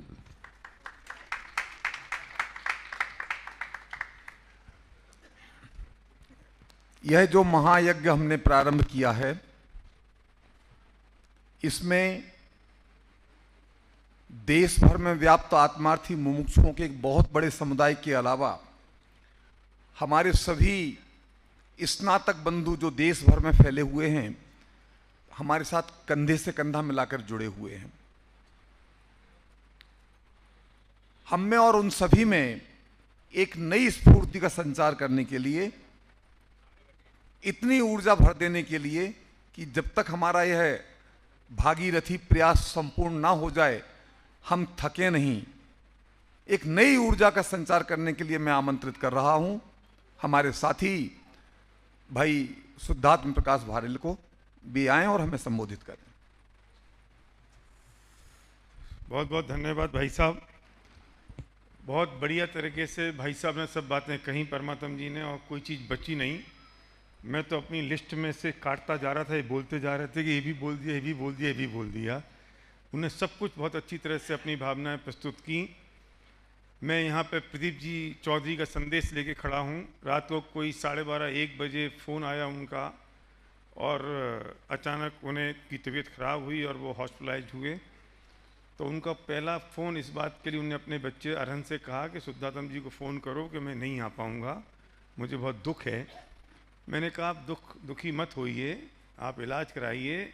तो उन्होंने कहा मेरा संदेश तो दे देना। प्रदीप चौधरी जी एक हमारे वो स्तंभ हैं कि उनसे दान मांगने के लिए हमें उनसे राशि नहीं पूछनी पड़ती, हम उनसे कहते हैं इतना लिख लिया। और ऐसे 2, 4, 5 लोगों के दम पर ये संस्था और ये तत्व प्रचार पूरे देश में चल रहा है। सबसे पहली हमने सोचा कि मंगलाचरण अच्छा होना चाहिए, तो पहला फ़ोन हमने उनको किया। फ़ोन भी नहीं किया, मैं तो इंदौर के एयरपोर्ट पे था और एयरपोर्ट पे माहौल भी नहीं था, कुछ भी नहीं था। मैंने उनसे कह दिया कि शुरू कर रहे हैं और मैंने आपकी राशि लिख ली है। उन्होंने कहा आप शुरू करो, मैं आपके साथ खड़ा हूँ। भी आज हमारे बीच होते, लेकिन संस्कृति आर्जव और उनके परिवार के कुछ लोग यहाँ पर हैं। आप सोच रहे होगे इतनी देर से हमने किसी दान की बात नहीं की। हम तो टेम्पो मेंटलिटी के लोग हैं। टेम्पो समझते हो जितेंद्र जी? टेम्पो जयपुर में चलता था, आगे से सकड़ा पीछे से चौड़ा। बहुत स्पेशल डिजाइन बनाई, जिस साइंटिस्ट ने उसको बनाया। मतलब मैं उसको ढूंढ रहा हूँ, पता चले कैसे टेम्पो बना, आगे से इतना सकड़ा पीछे से इतना चौड़ा। मतलब टेम्पो जहाँ घुस जाए ना भाई साहब, फिर निकलने की चिंता टेम्पो को नहीं करनी पड़ती है, अड़ोस पड़ोस के लोगों को करनी पड़ती है। तो हम तो टेम्पो वाले लोग हैं। हमने अपना सिर घुसेड़ दिया है। अब इस बिल्डिंग को बनाने का काम पूरी जैन समाज का और आप लोगों का है, निकालने का काम आपका है और आपको इस काम को करना पड़ेगा। अधूरा नहीं रहेगा, ये पूरा विश्वास है। और आप निकाल दोगे राहुल जी, ये भी पक्की भरोसा है। तो हम घुस गए। अब जो होगा सो होगा, आपके हाथ में है और आप सबको मिलके करना है। इस महायज्ञ को अगर मैं क्रांति की बात करूं तो जिसमें 2 क्रांति सबसे बड़ी हुई हैं। एक क्रांति हुई है व्हील की, पहिए की, संजय पहिया, व्हील। अगर व्हील नहीं होता ये दुनिया नहीं होती। ये पंखा चल रहा है व्हील के कारण, तुम्हारी कार चल रही है व्हील के कारण। ये जो कपड़ा बना है सौरभ, इसमें भी व्हील का योगदान है। अगर वो घूमता नहीं तो ये ताना बाना नहीं होता। ये जो मोबाइल आपके हाथ में, उसमें भी व्हील का योगदान है। व्हील नहीं होता तो कुछ नहीं होता। और दूसरी क्रांति हुई है इंटरनेट की।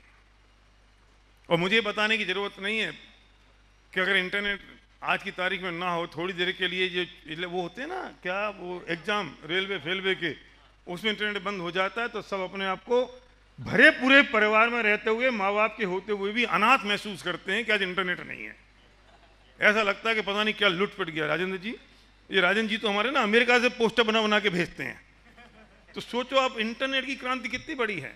और आज से 50 साल बाद इतिहास इस बात का गवाह होगा कि तीसरी क्रांति हुई है घर घर से बच्चों को पंडित बनाने की। और ये उतनी बड़ी क्रांति है।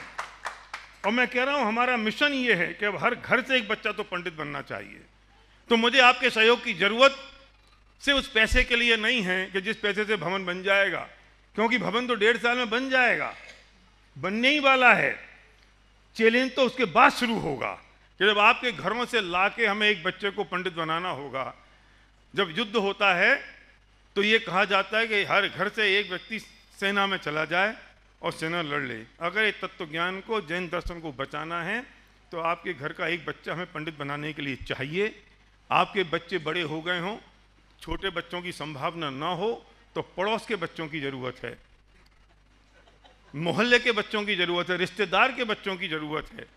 ये संजीव गोधा जी के पिताजी बैठे, महेंद्र कुमार जी, वो छोटी सी उम्र में संजीव का उंगली पकड़ के मंदिर ले जाया करते थे। और कितना बड़ा विद्वान हमें दिया इन्होंने। ये छोटी बात थी, कितनी बड़ी बात थी। और उस एक विद्वान से कितने लोगों के जीवन में परिवर्तन हुआ। हमारे बब्बा, हमारे पिताजी के पिताजी, हमारे दादाजी ने एक सपना देखा एक पंडित को प्रवचन करते हुए। और जब वो कुंवारे थे कि अगर मेरी शादी हुई और मेरे बच्चे हुए तो मैं उसे पंडित बनाऊंगा। अमिताभ बच्चन नहीं, पंडित, वो सपना उनका था और उन्होंने दादा को पंडित बना दिया। तो दादा ने एक ऐसी खेप शुरू कर दी। एक एप्पल में कितने बीज होते हैं वो आपको दिखाई देते हैं, पर एक बीज में कितने एप्पल हैं आपको पता नहीं। उन्होंने वो बीजारोपण कर दिया तो आज 1000 स्नातक हमारे बीच में हैं और पूरे देश में वो ही दिखाई देते हैं। मुझे आपसे उम्मीद है कि आप चर्चा करें, वार्ता करें, लोगों से बोलें कि भाई देखो विद्वान बनने की आवश्यकता है, विद्वान बनो। और ये ऐसा नहीं है कि पंडित, अभी वो समय नहीं है, वरना मैं कभी समझाऊंगा आपको कि ये पंडित बनने का काम ऐसा नहीं है कि कोई पोंगा पंडित बन जाए। ऐसा नहीं है कि इनके पास कुछ समझ नहीं है, आता नहीं है। ऐसा नहीं है कि मेला कुचेला कुर्ता और फटी धोती पहनने वाले पंडित हों।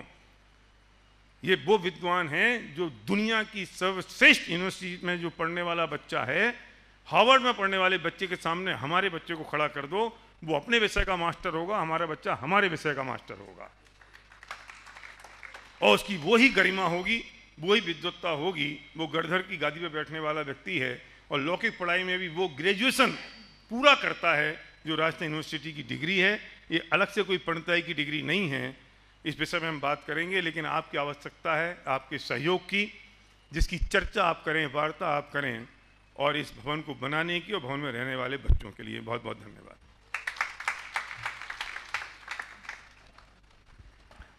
यहाँ खड़े होकर बोलने के लिए जिस आत्मा की आवश्यकता होती है ना, वह आज बबलू जी के तन में प्रवेश नहीं कर पाई, नहीं तो आपको वो झंझना देते। ऐसा होता है, मूड की बात होती है। आज मैं आपके सामने इतना बोल गया, कभी आप मुझसे कहो, हो सकता है मैं 2 शब्द भी यहाँ से ना बोल पाऊँ। मैंने चर्चा की कि इस यात्रा के अनेक सारथी रहे, उनमें एक नाम, कम से कम एक नाम का और उल्लेख मैं करना चाहूँगा, श्रीमान पूनमचंद जी साहब छाबड़ा, जिनके चले जाने के बाद में उनके स्थान की पूर्ति तो आज तक हम कर नहीं पाए। जब तक वे रहे, इस संस्था के लिए वित्त पोषण का कार्य करते रहे। इस प्रकार उनका भी इसमें बहुत बड़ा योगदान है, बहुत बड़ी विशेषता उनकी थी। आपके पास जाएंगे, प्रस्ताव करेंगे, देने वाले का भी भला और नहीं देने वाले का भी भला, उनके माथे पर सिकन नहीं पड़ती थी।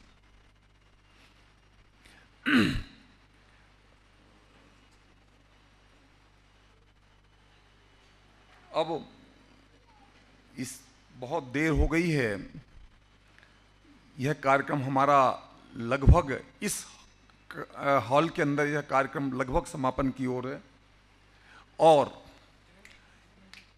इस धर्म ध्वजा को लेकर आगे चलने की, और जब तक यह कार्य अपनी संपूर्णता के साथ संपन्न ना हो जाए, उस ध्वजा को थामे रखने की जिम्मेदारी जिन्होंने ली है, हम उन्हें आमंत्रित कर रहे हैं, संपूर्ण गंगवाल परिवार। और एक बात का और लेख और मैं करना चाहता हूं, जो कि इस गोदी का परिवार का इस काम में पता नहीं ऐसा क्या संयोग है। ये गंगवाल परिवार भी हमारे पूरण सिंह जी साहब गोदिका के बहुत निकट संबंधियों का परिवार है। हाँ, मैं हर चीज़ के बहुत विस्तार में नहीं जाना चाहता हूँ, इसीलिए ये गोदिका जी के हमारे जो अध्यक्ष महोदय हैं, उनके मामा जी का परिवार है। ये सहज संयोग है, और द्रव्य तो जगत में अनंत है, पर ऐसे कुछ ही सौभाग्यशाली होते हैं जिनका द्रव्य किसी सत्कार्य में, देखिए आप जितेंद्र जी, अपने द्रव्य को सत्कार्य में तो सब लोग लगाना चाहते हैं, पर उस द्रव्य का उपयोग करने वाले पात्र भी तो होना चाहिए जो उसका सदुपयोग कर सकें। द्रव्य देने वाले तो लाइन से खड़े हैं, सचमुच उसका सदुपयोग करने वाले लोगों का अभाव है। आपकी इस भावना की हम अनुमोदना करते हैं। आज आपको यह धर्म ध्वजा सौंपते हुए हम इस बात से आश्वस्त हो रहे हैं कि जब तक यह कार्य संपन्न नहीं हो जाएगा, आप हमारा नेतृत्व करते रहेंगे, और यह हमारा काम संपन्न 2 साल में नहीं होगा भवन बनने का, ये हजारों साल तक चलना है, क्योंकि उस भवन में विद्यार्थी आएंगे, पढ़ेंगे, तो उस दिन तो जब ये बन जाएगा ना भवन, उस दिन तो इसकी शुरुआत होगी और फिर ये सदा चलता रहेगा।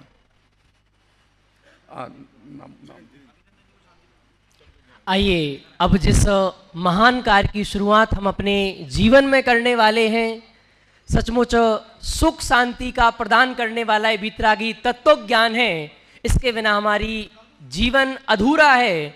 तो मैं पूरे गंगवाल परिवार से निवेदन करता हूं, आप यहाँ नीचे प्रथम पंक्ति में पधारें। साथ में हमारी भाभी जी लोगों से भी निवेदन है, भाभियों से भी निवेदन है, आप सब भी यहाँ आ जाएं।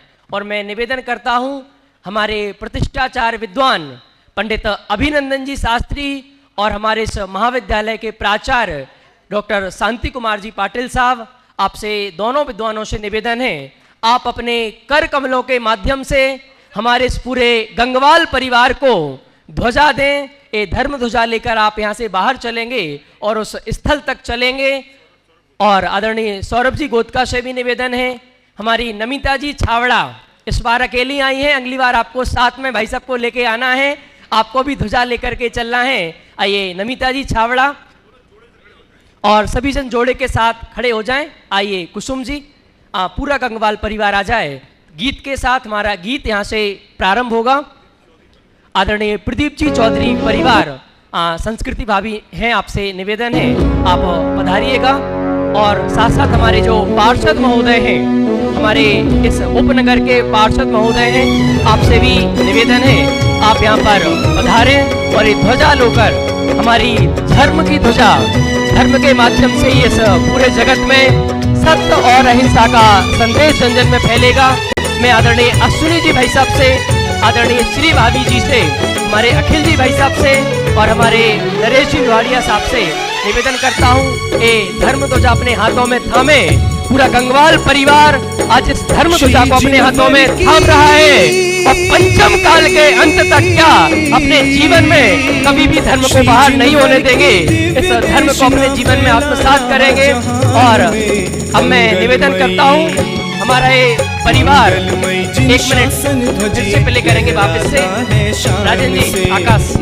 हेलो, अब हम यहाँ से म्यूजिक बंद कर दीजिएगा। हम यहाँ से आप लोग आगे आगे चलेंगे, ध्वजा लेके गाते बजाते हुए सब लोग, और इनके पीछे पीछे हम लोग चलेंगे। और बाहर से राइट साइड से हम रथ यात्रा बनाते हुए पीछे बिल्डिंग की तरफ चलेंगे। तो ये कार्यक्रम है। तो आप लोगों से निवेदन है, थोड़े उत्साह के साथ। अनिल भाई, थोड़ा उत्साह के साथ। हाँ, परमात्म जी आप आ जाओ आगे।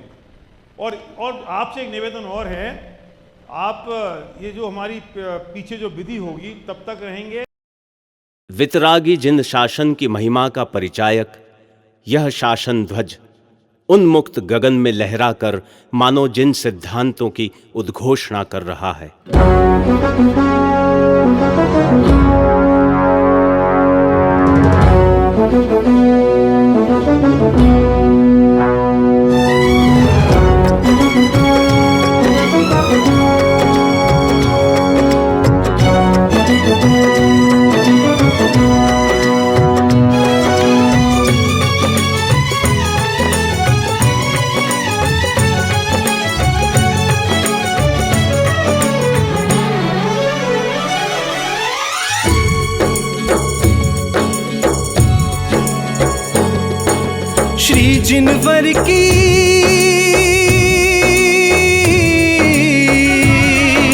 श्री जिनवर की दिव्य देशना फैला रहा जहान में। मंगलमयी जिन शासन ध्वजिए लहराता है शान से। मंगलमयी जिन शासन ध्वजिए लहराता है शान से। लहराता है,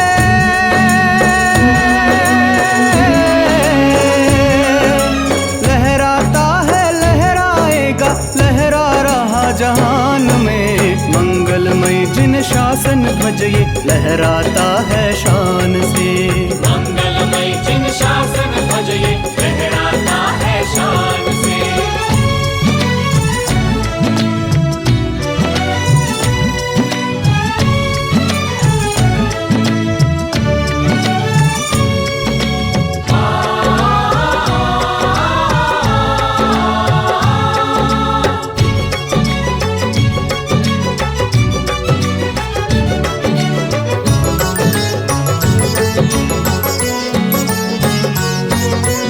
अनेकांत की वस्तु व्यवस्था काद्यों तक जग में न्यारा।